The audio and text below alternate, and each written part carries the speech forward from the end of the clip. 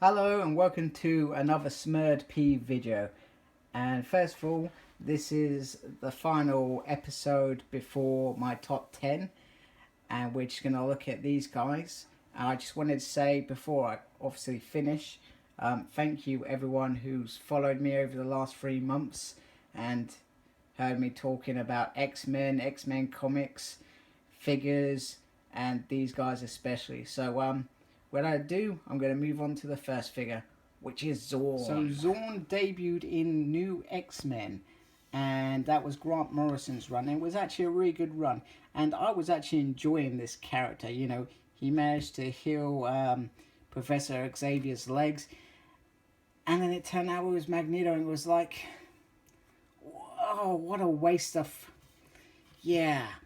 But other than that, I love this run, and this character was awesome. But it turns out that it wasn't even Magneto. It was Zorn acting as Magneto or a character. Oh, and it was just... I still haven't got my head around it.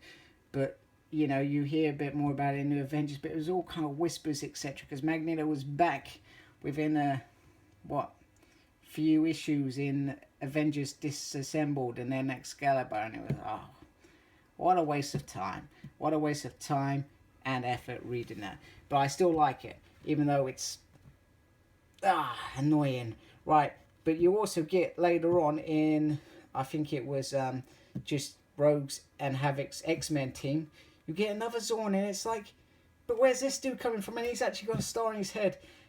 And the latest place to see Zorn is in Uncanny X-Men, Magneto's team, which is 2016, and I think he's just gone and killed a load of Dark Riders. So that's pretty cool in my books. But yeah, I like this figure. I really do. I wish we had got a Scott Summers in this coat, because this coat is awesome.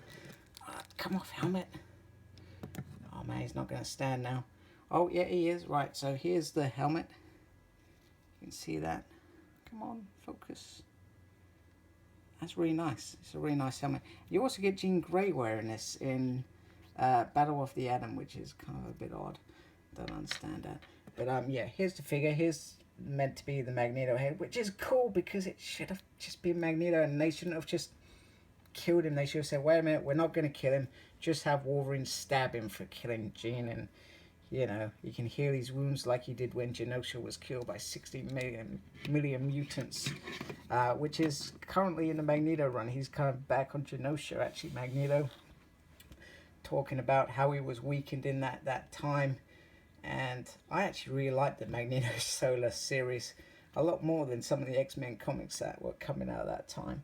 So there we go. There's Zorn, Magneto, whatever you want to call him. I just prefer him to be Zorn, and just evil Zorn with a Magneto copycat face. There we go. And here we have Danger. And I really like this Danger. This is from the Broad series. So Danger was a sentient being in the Danger Room, hence Danger being her name. And Xavier didn't listen to her whatsoever. Oh my goodness, we wouldn't make it through an episode without falling.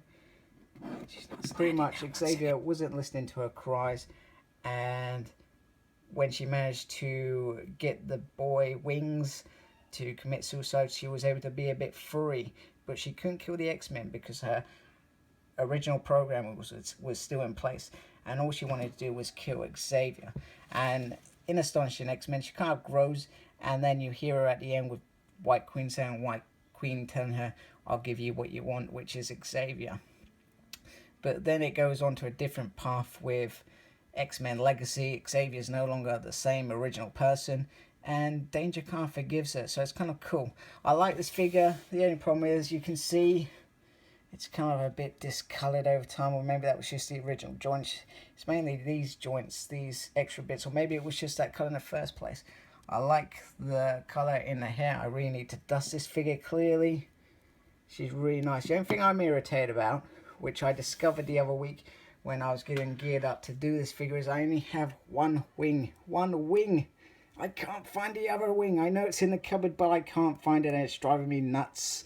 I've ripped it all apart, and I'll probably do it again before around Christmas time, when I've got to get all the Christmas decks out. So I will put this on. And if you have the other one, you have one awesome figure. Like most things, this type of era was the feet are awkward and it's hard to get her stand sometimes by herself. But you can get her in some decent poses. You just have to take your time and put some real effort into her. But yeah, lovely figure, awesome character. I'm really happy with this character. I want to see more of this character. I liked her in Scott's Revolution, before Scott's Revolution. After she breaks him out, she decides she goes off on her own. I'm not sure if she's been in anything else. She probably has, but there's so many X-Men characters in different books these days. You can't keep on top of them all. But yeah, Danger, definitely a must if you can. Next up, we have Series 8 Sabretooth. Series 8. He ate Sabretooth. Oh god, sorry. Right. And this is by far my favourite Sabretooth. That head sculpt, oh sorry, not meant to cover it up, is absolutely beautiful. And as you know from me, I'm terrible at dusting, clearly. My wife does it all when she misses my figures. But yeah, he is beautiful. You know, over time I think he gets a bit loose, but you still manage to keep him in some good poses. My arm actually popped out recently. I was a bit irritated, but I've managed to get it back in. But I've just brought another one. It's like, oh man.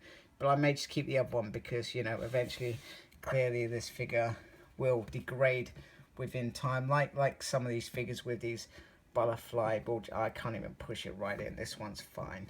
But, you know, really nice figure. Really good if you want a Sabretooth. I think he's the perfect size for any kind of battles with Wolverine. He just looks majestic. I love it. There we go. I'm going to share with you this Wolverine. This is actually my first Marvel Legend. This is before my whole Cyclops kind of craze, and you know, Cyclops became my favorite character. This was about the time that Wolverine, I think, they realized, oh, he's a mighty mind. Let's give him a solo comic. Let's stick him in New Avengers. Let's stick him in every X-Men comic. It got ridiculous. And then they literally, they destroyed this character. That's my opinion. You can tell me otherwise. Wolverine is currently dead, though. Saving a scientist or whoever that was, that dude, they actually got him covered in adamantium and he's dead. Even though he had 3 months to die, why not just let him die off in some, you know, normal way? Not, I'm gonna go out and save the world. It's just silly. Let him die a normal death for a change. We haven't had one of those in ages, you know, where we actually feel for the character. Instead we feel death of Wolverine. What a waste of time. That's my opinion again, so you can tell me whether you disagree with that or not. But yeah, we've got Old Man Logan at the moment, and he's kind of similar to this dude, even though he's from an alternative universe, but I don't like him. I want normal Wolverine. I love the mask at the back. This figure is pretty awesome. I think he works quite nicely, and one to have in your collection if you can get him. I've got a little chip nose there, look at that. But, you know, who doesn't like a grumpy man with a little nose spot? But yeah, nice figure. Love this figure. This is still probably my favourite Wolverine. So there we go. My first Marvel Legend. What is your first Marvel Legend?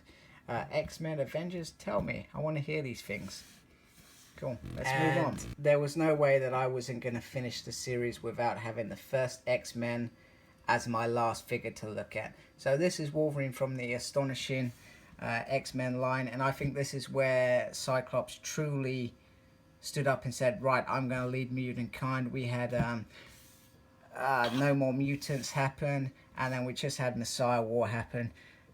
Professor X is believed dead, and Scott Summers is like, right, I've got to lead these people. We need to change things so we can protect ourselves, our race, and so we can have hope back with us, to give us the future that we need. She's was the first mutant born after No More Mutants. House of M, aka Wanda Maximoff, destroyed the universe of mutants, and there was like 198 left. So this Cyclops was badass, and you know, I think he did a great job. And then they kind of went down this, I don't know, this kind of bad guy line. Well, it wasn't really a bad guy. It was kind of like, oh, you killed Xavier. Oh, you put kids on the front line. Didn't Xavier do that? Oh, get over yourself. Oh, I love Jean more than you, Cyclops, and you ruined her. Shut up, Beast. And Wolverine, you're a hypocrite, same as Captain America. Sorry, my opinions are very strong when it comes to Cyclops. You can tell me if you disagree. And so this is a nice figure. I like having him as my leader of the mutants. And then obviously Revolution happens. He goes all badass. And we're kind of at the point where, and I'm sorry, this is a spoiler, so if I'm ruining it for you, please switch off now. Yes, Cyclops is apparently dead. Death of X is upon us. We're about to find out what happens in the 8 months between Secret War and Extraordinary X-Men. So I want to know what happened to this guy. I'm hoping he was fined for mutant rights or whatever, and not this. Everyone keeps saying he's a bad guy and that he released these Terrigen Mists. But you know, I guess we're gonna find out. I think there's a lot of X-Men bodies that come up during this mini series, which is due out in a couple of weeks. I think it's next week, maybe it's this week. Anyway, I can't wait, and I've got it pre-ordered. So there we go. There's Cyclops. Let's just wrap it up. There we have it. Zorn, Sabretooth, Danger, Unmasked Wolverine, and Cyclops. So once again, thank you for watching this series if you watched it from the beginning. And take care. And coming up, just as a finale, I'm going to do my top 10 Marvel Legends X-Men favorites. Who is it? So let me know what your top 10 are. And, you know, take care. Bye.